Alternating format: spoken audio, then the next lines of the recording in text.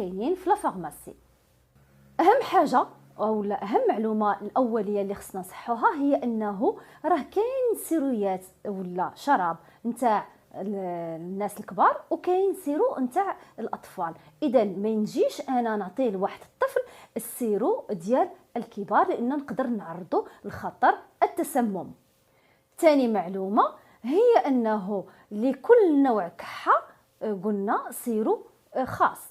فكاين لي سيرو تو غراس او لا شراب بالبلغم، هادو كنعطيوهم في الحالات اللي كتكون الكحه مصاحبه بالبلغم، يعني التنخيمه فيها التنخيمه بزاف، هذا هو السيرو اللي كنعطيوه. بينما ملي كتكون كحه ناشفه، وهنايا كاين انواع، واش كحه نتاع الضيقه او لا كحه ناشفه فقط، كنعطيو هذيك السيرو الخاص بتو ساش او لا اللي ما فيهاش